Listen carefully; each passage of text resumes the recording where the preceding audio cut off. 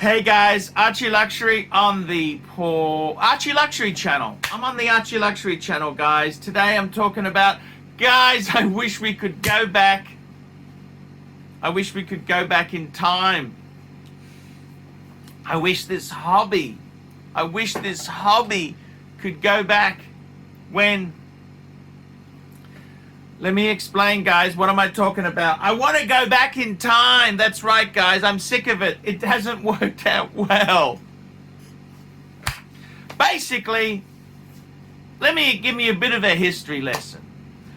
After World War II, there was rationing because we just had the World War II, and items were in short supply. So basically, products that were for sale, you didn't get a discount because you had retail price maintenance. 33 and a quarter for the wholesaler, 33 and a quarter for the retailer, and 33 and a quarter% tax for Uncle Sam or the government. And that was how it went. You had rationing. In fact, the whole idea of collecting things, that was frowned upon, because if you collected, you were hoarding, you were depriving other people who couldn't get items. You were being a greedy pig. In fact, let me tell you a story. Rolex, Patek Philippe, if you had a Patek Philippe, you send it for a service, they actually had to steal a lips they'd lend you to wear because most people, they had one watch. They didn't have a collection.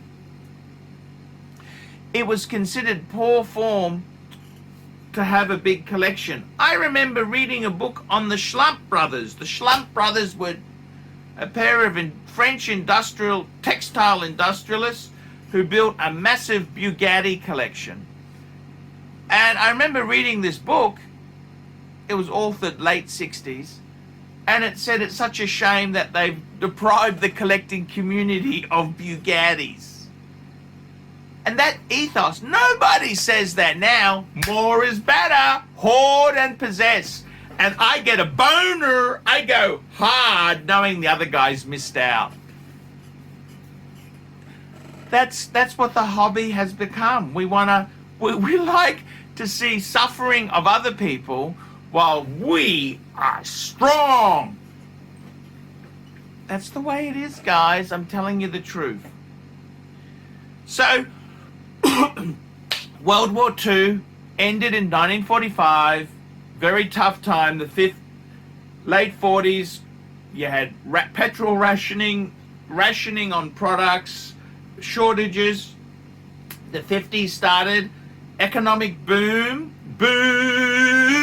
Economic boom in the 50s. 60s were amazing. They were good times for a lot of economies, countries. It was good. It was party time.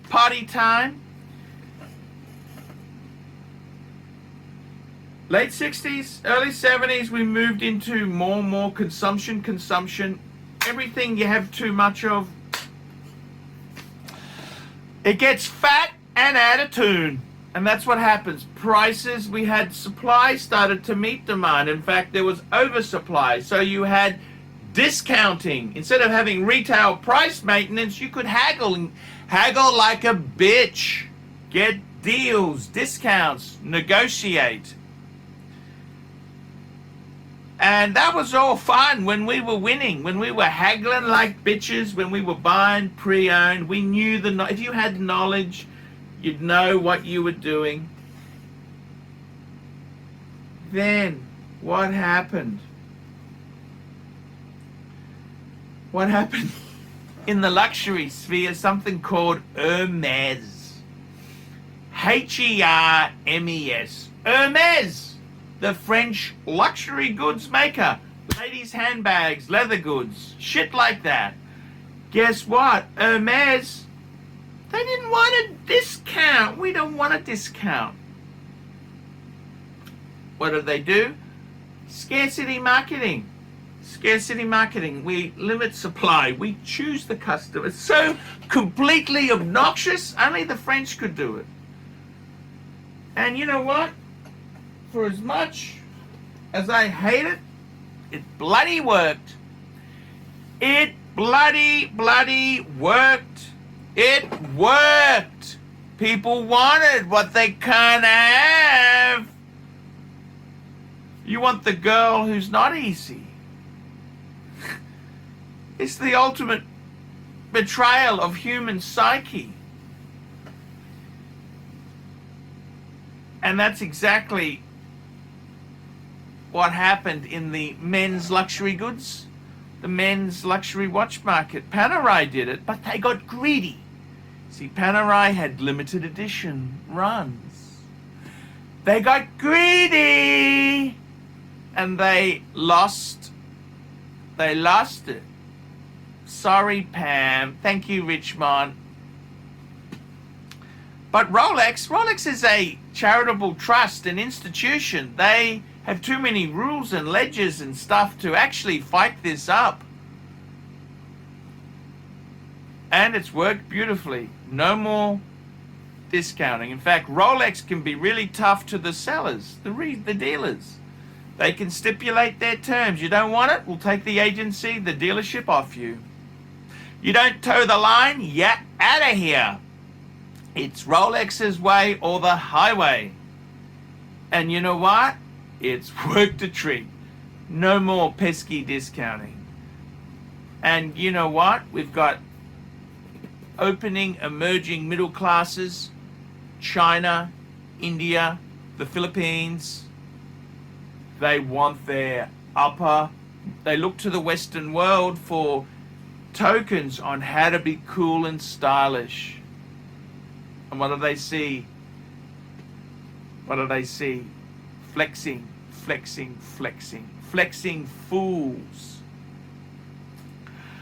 I gotta tell you guys, I long for the time you could get a discount. Rolexes were in the window. They were better times. You could buy one second hand, play with it for a bit, catch and release, catch and release. It's really sad now, the whole watch market with prices that, yeah, it makes middle-aged, overweight people like me happy. My collection's worth a lot of money. I'm smug. Yes, I sold a lot I should have kept, but I'm smug. Smug fiker. Smug fiker. And guess what? I'm too scared to sell anything more. I'm not going to sell any of my Rolex or my Omega. No. The Panex, I've already got my ass kicked on a few models I sold I should have kept. I'm not selling my World Time. I'm not going to... See, I used to slide in, slide out. Slide in, slide out into the hobby. You'd try different things. You'd mesh. Remember, I'm the guy, the Archie 5. I sold them off. Tried the one watch per brand. Remember that? That was a great experiment. Tried many flavors, like a Whitman sampler chocolate box.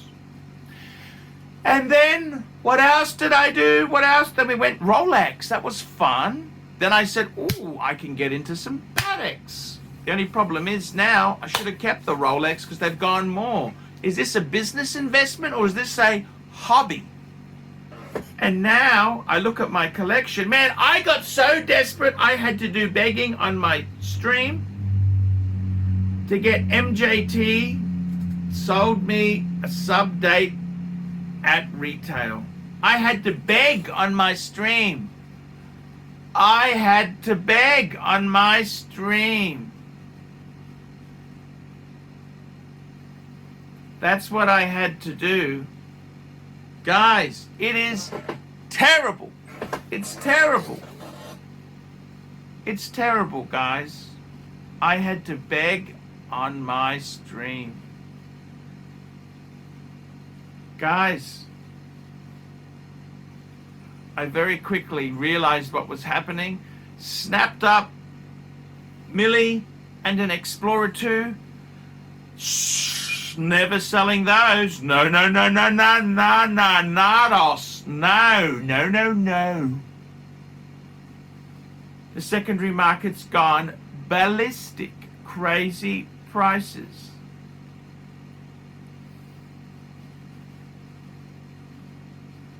This is the reality, guys. I wish we could go back when you could get a discount. You were doing them a favor instead of them doing you a favor. It's really disappointing. It's very, very disappointing. Buying Rolex at retail. What can I say, guys? It's disappointing. If only we could go back. At the end of the day, we fucked this up. We fucked this up. We fucked this up, guys. We really fucked it up. Man. I'm so sorry. I'm sorry. I'm sorry I made videos on how to haggle. I'm sorry I pushed for discounts. I apologize. I'm so sorry the world has gone the way it has. Sorry, guys. I'm really, really sorry.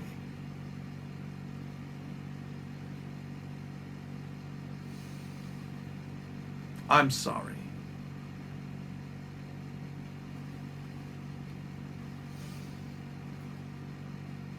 I am really, really sorry for how it's worked out. I never thought this monster would turn into this. I apologize.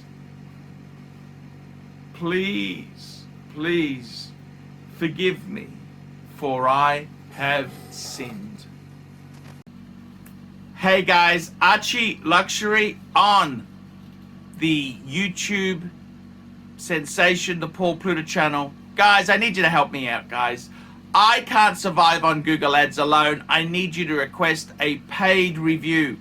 $50 US, look down in the description. $50 US, I will review your collection.